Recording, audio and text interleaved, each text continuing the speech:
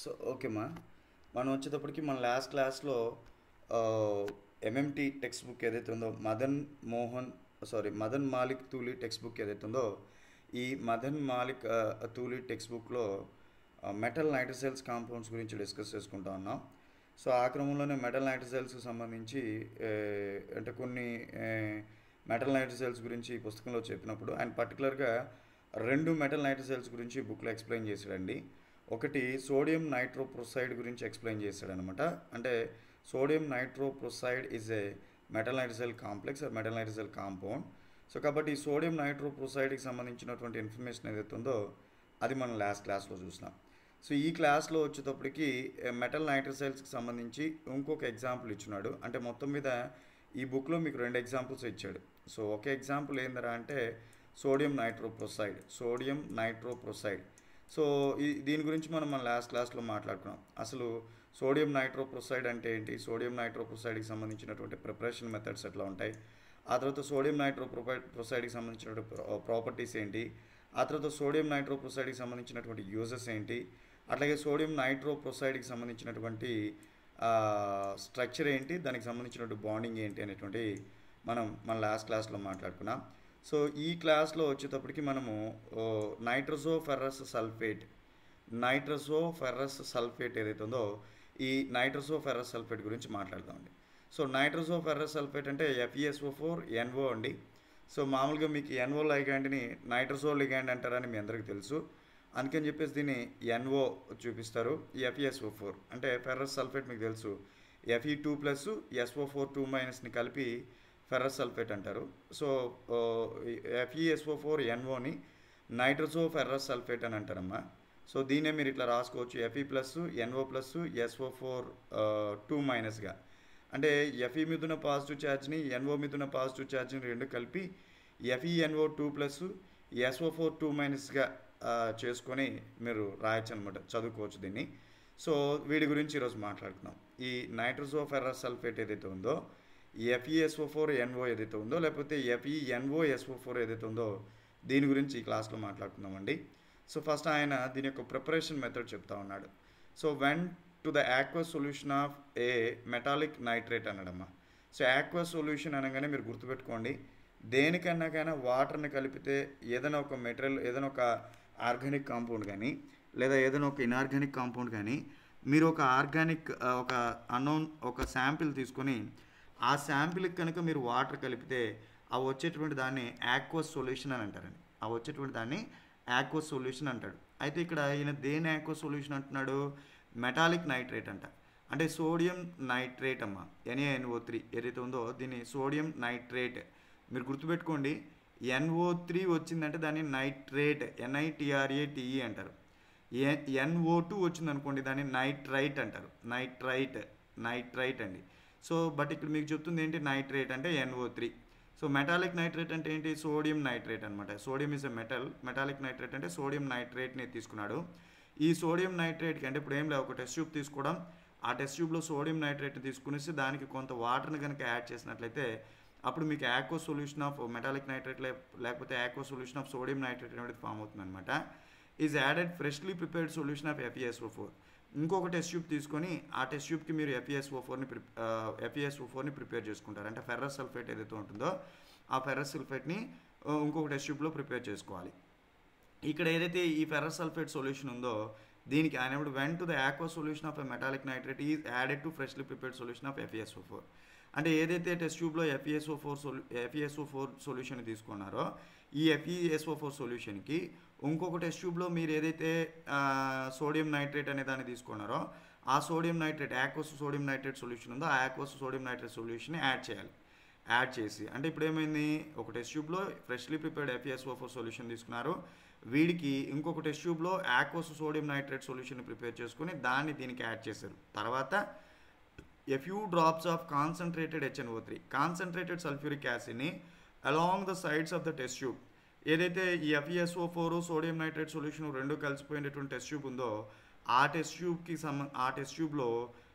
ట్యూబ్కి సంబంధించినటువంటి గోడల గుండా నైట్రిక్ యాసిడ్ ఒకదాంతో ఒకటి వచ్చేట్లుగా a few drops of concentrated HNO3 along the sides of the test tube. ఆ టెస్ట్ ట్యూబ్ గోడల గుండా ఆ నైట్రిక్ యాసిడ్ లోపలికి వచ్చేట్టుగా కొన్ని చుక్కలు HNO3 నైట్రిక్ యాసిడ్ వేయాలి.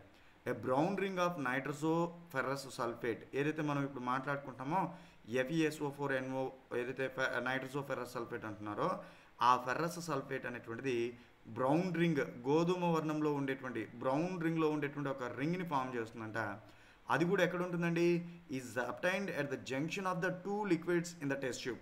అంటే ఏదైతే మీకు FeSO4 సొల్యూషను అట్లాగే యాక్వస్ సోడియం నైట్రేట్ సొల్యూషను ఈ రెండు సొల్యూషన్స్కి మధ్యలో బ్రౌన్ కలర్లో ఉండేటువంటి ఒక రింగ్ ఫామ్ అవుతుందంట. ఆ బ్రౌన్ కలర్లో ఉండేటువంటి ఆ రింగ్నే ఫెర్రస్ సల్ఫేట్ అంటారని చెప్పేసి చెప్తున్నాడు. నైట్రోసో ఫెర్రస్ సల్ఫేట్ అంటున్నారండి. సో అంటే మొత్తం మీద దీన్ని మీకు బ్రౌన్ రింగ్ టెస్ట్ అని కూడా అంటారండి. ఈ బ్రౌన్ రింగ్ టెస్ట్లో బ్రౌన్ రింగ్ ఫామ్ అవడానికి కారణం ఏంటంటే నైట్రోసో ఫెర్రస్ సల్ఫేట్ అనమాట. The formation of the నైట్రోసో ferrous sulphate takes place to the following equations అంట. అంటే ఇక్కడ నైట్రోసో ఫెర్రస్ సల్ఫేట్ ఫార్మేషన్ని మీకు ఈ కింద చెప్పినటువంటి ఈక్వేషన్ ద్వారా చెప్పొచ్చు అని చెప్తున్నాడు. అవి ఏంటని ఒకసారి కనుక చూస్తే 6 ఈక్వలెంట్ ఆఫ్ సోడియం నైట్రేట్, ఏదైతే సోడియం నైట్రేట్ ఉందో దాన్ని 6 మోల్స్ తీసుకొని దీన్ని సల్ఫ్యూరిక్ యాసిడ్తో ట్రీట్ చేసినప్పుడు సల్ఫ్యూరిక్ యాసిడ్ ఏమవుతుందండి? ఫస్ట్ మీకు సల్ఫ్యూరిక్ యాసిడ్ అనేది H+, HSO4- విడిపోతుందమ్మా. ఇక్కడ నుంచి వచ్చినటువంటి H+, ఇక్కడ నుంచి వచ్చినటువంటి NO3- పట్టేసుకునేసి HNO3ని ఫామ్ చేస్తుంది. ఇంకా మీకు ఇక్కడ మిగిలింది ఏంటి? HSO4- మిగిలింది. ఆ HSO4- అనేటువంటిది Na+ని పట్టేసుకునేసి NaHSO4ని ఫామ్ చేస్తుంది అనమాట. సో ఆ రకంగా ఇది ఒక రియాక్షన్. అయితే ఈ రియాక్షన్నే ఇక నేనేదైతే H2SO4 అనేది H+, HSO4- విడిపోయి ఆ వచ్చిన H+ ఇక్కడ నుంచి వచ్చినటువంటి NO3- కలిసిపోయి HNO3 ఫామ్ చేస్తుందని చెప్పాను. ఈ HNO3 ఫార్మేషన్ ఇక్కడ ఎక్స్ప్లెయిన్ చేశాడు అనమాట. అందుకే ఆర్ అని చెప్పాడు. అంటే ఈ రకంగా మీకు ఒకటి ఏం చెప్తా ఉన్నాడు.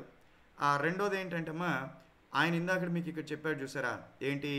Aqueous solution of metallic nitrate. ఇదిగోండి మెటాలిక్ నైట్రేట్ అంటే ఏంటమ్మా? Sodium nitrate. యాక్చువల్గా ఇక్కడ మీరు తీసుకున్నారు కదా సోడియం నైట్రేటు. సోడియం నైట్రేట్ని తీసుకెళ్ళేసి వాటర్తో కలిపినప్పుడు NaHSO4 HNO3 అని ఫామ్ అయిందనమాట. అంటే aqueous solution of metallic nitrate అంటే సోడియం నైట్రేట్. ఇది సోడియం నైట్రేట్. H2SO4 యాక్వస్ అంటే ఏంటి? ప్రోటాన్ ఇచ్చేది. అది వాటర్ కావచ్చు. ఇప్పుడు సల్ఫ్యూరిక్ యాసిడ్ కూడా ఇక్కడ ప్రోటాన్ ఇచ్చింది అనమాట. సో దీని నుంచి ఇది వచ్చింది. నెక్స్ట్ స్టెప్లో ఏంటి? ఫ్రెష్లీ ప్రిపేర్డ్ FeSO4 అన్నాడు.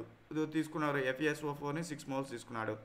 దానికి HNO3ని యాడ్ చేయమన్నాడుగా దాని వాల్స్ గుండా. సో HNO3ని యాడ్ చేస్తూ వచ్చారు. Plus 3H2SO4 sulphuric acid. అంటే HNO3 ప్లస్ H2SO4 రెండింటి కాంబినేషన్ నుంచి మీకు కాన్సన్ట్రేటెడ్ నైట్రిక్ యాసిడ్ వస్తుంది అనమాట. యాడ్ చేస్తూ ఉంటే అప్పుడు మీకు 3Fe2SO4 thrice plus 2NO plus 4H2 అనేటువంటిది ఫామ్ అవుతుందంట. సో అంటే ఫెర్రస్ సల్ఫేట్ ఒకటి 3 మోల్స్ ఆఫ్ Fe2SO4 థ్రైస్ అనేది ఫామ్ అవుతుంది. ప్లస్ 2 ఈక్వలెంట్స్ ఆఫ్ నైట్రోసైల్ బయటికి పోతే ప్లస్ 4H2 అనేది బయటికి పోతుంది. ఇక్కడ ఈ రియాక్షన్ ఎట్లా చెప్తున్నారు? ఈ ఫెర్రస్ సల్ఫేట్ ఏదైతే ఉందో 3Fe ప్లస్ NO3- ఇక్కడ నుంచి వచ్చినటువంటి NO3 ప్లస్ 4H ప్లస్ కలిసిపోయేసి 3Fe3 plus NO plus 2H2 అనేటువంటిది ఫామ్ అవుతుందంట. సో ఇక్కడ ఇది ఇప్పుడు ఏం చేశాడు? ఈ ఫెర్రస్ సల్ఫేట్కి నైట్రోజో లిగాండ్ని కలిపితే, అంటే ఇక్కడ నుంచి మీకు ఏదైతే FeSO4 వచ్చిందో ఆ FeSO4కి నైట్రోజో లిగాండ్ని కలిపినప్పుడు FeSO4NO అంటే ఇది ఫామ్ అయింది. ఏదైతే నైట్రోజో ఫెర్రస్ సల్ఫేట్ ఉందో ఆ నైట్రోజో ఫెర్రస్ సల్ఫేట్ అనేది ఫామ్ అయింది. అంటే మొత్తము ఇక్కడ 3 స్టెప్పుల్లో జరుగుతుందమ్మా. ఏది? నైట్రోసో ఫెర్రస్ సల్ఫేట్ ఫామ్ అవ్వడం అనేది 3 స్టెప్పుల్లో జరుగుతుంది. ఫస్ట్ స్టెప్లో సోడియం నైట్రేట్ అనేది సల్ఫ్యూరిక్ యాసిడ్తో కలిసిపోయేసి NaHSO4ని ప్లస్ HNO3ని ఫామ్ చేస్తుంది. సెకండ్ స్టెప్లో ఫ్రెష్లీ ప్రిపేర్డ్ FeSO4కి కాన్సన్ట్రేటెడ్ నైట్రిక్ యాసిడ్ అంటే HNO3 ప్లస్ H2SO4 కాంబినేషన్ని 2:3 లేకపోతే 2:3లో కలిపినప్పుడు 2 మోల్స్ ఇది 3 మోల్స్ ఇది కలిపినప్పుడు దెన్ మీకు FeSO4 ప్లస్ నైట్రోజైల్ లిగాండ్ బయటకు వెళ్ళిపోతుంది. ఆ వచ్చిన FeSO4 NO రెండు కలిసిపోయేసి FeSO4 NO అనేటువంటిది ఫామ్ అవుతుంది అనమాట. సో అంటే నైట్రోసో ఫెర్రస్ సల్ఫేట్ ఫామ్ అవడం అనేది మొత్తం మీకు 3 స్టెప్లో జరుగుతుంది. ఇది బ్రౌన్ రింగ్ టెస్ట్ అని చెప్పేసి మీరు BSc కెమిస్ట్రీ లేకపోతే MSc కెమిస్ట్రీ ప్రాక్టికల్ చేసేటప్పుడు బ్రౌన్ రింగ్ టెస్ట్ని పర్టికులర్గా అడుగుతారనమాట. సో అదే ఇక్కడ మీరు చదివింది. నేను చదివినటువంటి సోడియం నైట్రోప్రోసైడ్ సొల్యూషను మీరు ఆర్గానిక్ కెమిస్ట్రీకి సంబంధించినటువంటి కాంపౌండ్ అనాలిసిస్ చేసేటప్పుడు మీకు ఎక్స్ట్రా ఎలిమెంట్ని డిటెక్ట్ చేయడం కోసం అని చెప్పేసి చేస్తారు. అదే మనం నిన్న క్లాస్లో కూడా మాట్లాడుకున్నాం. సో అలాంటిదే ఇంకొకటి అనమాట. అంటే దీన్ని బట్టి మీకు అర్థమవుతుంది ఏంటంటే మెటల్ నైట్రసైల్ కాంప్లెక్సెస్ అనేటువంటివి లేదా మెటల్ నైట్రసైల్ కాంపౌండ్స్ అనేటువంటివి ఏవైతే ఉన్నాయో ఈ మెటల్ నైట్రసైల్ కాంప్లెక్సెస్ కానీ మెటల్ నైట్రసైల్ కాంపౌండ్స్ కానీ మీకు ఆర్గానిక్ కెమిస్ట్రీలో మెటల్ నైట్రసైల్ కాంప్లెక్సెస్ కానీ మెటల్ నైట్రసైల్ కాంప్లెక్సెస్ అనేటువంటివి మీకు ప్రాక్టికల్గా మంచి ఇంపార్టెన్స్ ఉన్నాయి అనేటువంటి విషయం మీకు ఇక్కడ తెలుస్తూ ఉంది. తర్వాత చూస్తే in aqueous solution FeNO. Aqueous solution అంటే ఏంటండి? నేను ఆల్రెడీ చెప్పాను మీకు, వాటర్ ఉంటే దాన్ని ఆక్వస్ సొల్యూషన్ అంటారని. FeNO ఇక్కడ చూసారు కదా, Fe2+ అనేది NOతో కలిసిపోయేసి FeNO+2+గా మారిందని చెప్తున్నాడు. అంటే నైట్రసైల్ ఇక్కడ మీకు న్యూట్రల్గా చెప్తున్నాడు, 2+గా మారింది. ఇన్ ఆక్వస్ సొల్యూషన్ Fe+NO+2+, వీడు ఎవడైతే ఉన్నాడో ion is better expressed as FeNOH2O5 2+ అంట.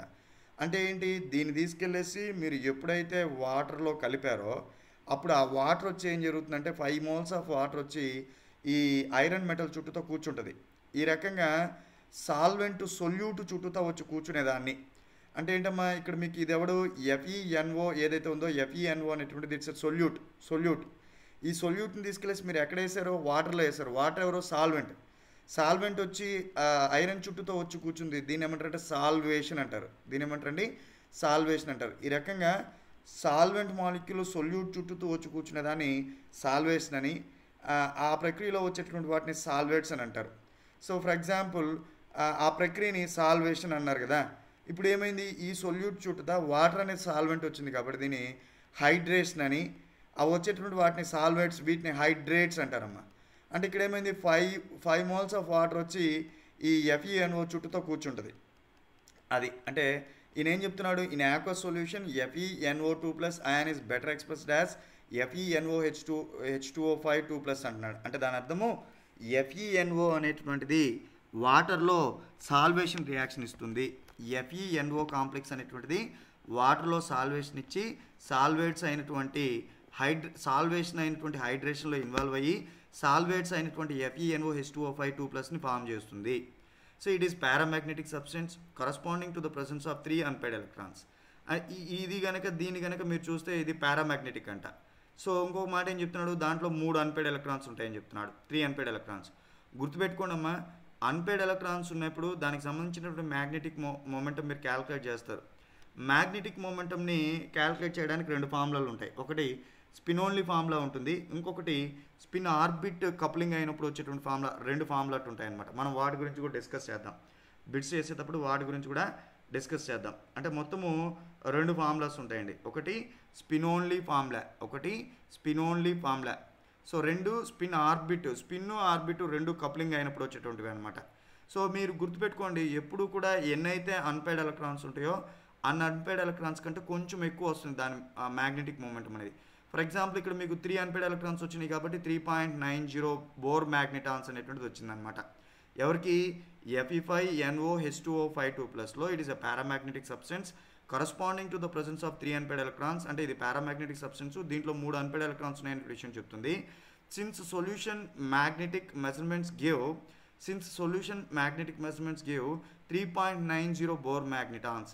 అంటే మీరు FeNOH2O5 2+ కనుక మీరు మ్యాగ్నెటిక్ మొమెంటంని క్యాలిక్యులేట్ చేసినప్పుడు స్పిన్ ఓన్లీ ఫార్ములా ప్రకారము న్యూఎస్ is equal to square root of 2s × s+1 అనే ఫార్ములా ఉంటుంది. న్యూఎస్ is equal to square root of 2s × s+1 అనే ఫార్ములా ఉంటుంది.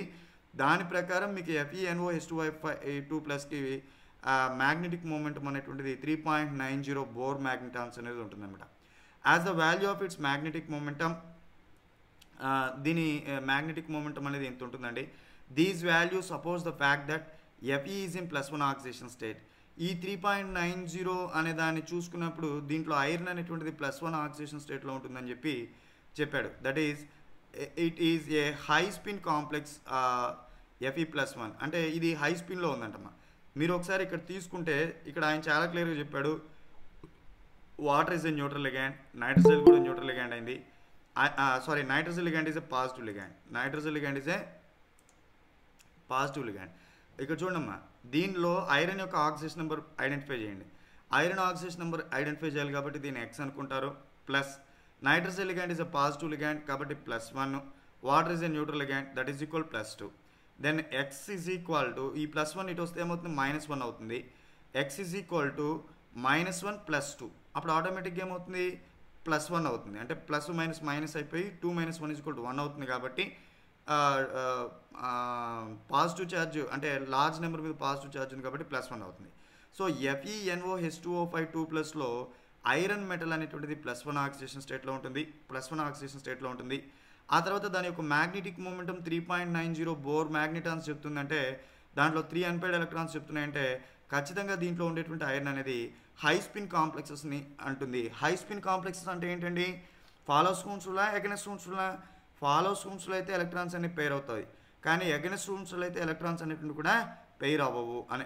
అంటే ఎగనెస్ట్ రూమ్స్లు అంటే హూన్స్కి ఎగనెస్ట్గా ఉంటాయి. అంటే అప్పుడు మీరు చూడండి ఐరన్ అటామిక్ నెంబర్ చూసినప్పుడు 26, దానికి వ్యాలెన్సీ షెల్ ఎలక్ట్రాన్ కాన్ఫిగరేషన్ చూస్తే D6s2 8 ఎలక్ట్రాన్స్ వస్తాయి, D6s2 8 ఎలక్ట్రాన్స్ వస్తాయి. ఆ తర్వాత మీరు ఇక్కడ మీరు చూసుకున్నట్లయితే D6s2 అమ్మ 8 ఎలక్ట్రాన్స్ వచ్చినాయి. ఈ 8 ఎలక్ట్రాన్స్ +1 ఆక్సిడేషన్ స్టేట్లో ఉన్నప్పుడు ఎస్లో నుంచి ఒక ఎలక్ట్రాన్ ఎగిరిపోతుంది. అప్పుడు D6s1 మొత్తం 7 ఎలక్ట్రాన్స్ వస్తాయి. ఈ 7 ఎలక్ట్రాన్స్ని మీరు కనుక ఫ్రేమ్ చేస్తే 1 2 3 4 5 6 7 అంటే ఏమైపోయినాయి? 7 ఎలక్ట్రాన్స్ ఫ్రేమ్ చేసినప్పుడు 4 వచ్చి పెయిర్ ఉన్నాయి, 3 వచ్చేటప్పటికి అన్పెయిర్డ్ ఉన్నాయి. అందుకే FeNO2O5 2+లో మొత్తం 7 ఎలక్ట్రాన్స్ ఉంటాయి. ఈ 7 ఎలక్ట్రాన్స్లో 4 వచ్చేటప్పటికి పెయిడ్గా ఉంటాయి, 3 వచ్చేటప్పటికి అన్పెయిడ్గా ఉంటాయి. అందుకనే దీని యొక్క మ్యాగ్నెటిక్ మూమెంటం అనేటువంటిది 3.90 బోర్ మ్యాగ్నెటాన్స్ అనేటువంటిది ఉంది. So as the value of its magnetic momentum this value suppose the fact that iron is in +1 oxidation state in this complex ion that is it is a high spin complex of iron plus అంటండి. So అందుకే ఇది paramagnetic 3 unpaired electrons కలిగి ఉంది. High spin complex ఇది ఒకటి గుర్తుపెట్టుకోండి. So 3D7 system with NO+. Nitrogen ligand positive అయితేనే మనం ఆల్రెడీ మాట్లాడుకున్నాం. మెటల్ నైట్రజైల్స్లో ఉండేటువంటి nitrogen ligand positive ligand, it is a 14 electron complex, it is a strong field ligand అని చెప్పేసి మనం ముందే మాట్లాడుకున్నాం. సో పక్కన పెట్టింది. అయితే ఇక్కడ మీకు స్ట్రాంగ్ ఫీల్డ్ కాబట్టి ఎగనెస్ట్ హూన్స్ రూల్ అవ్వాలి, కానీ ఎగనెస్ట్ హూన్స్ రూల్ అవ్వాలి, హూన్స్ రూల్ ప్రకారమే అయిన ఇక్కడ. So the complex has NO stretching frequency at 1745 centimetre ఎనోసమ్మా.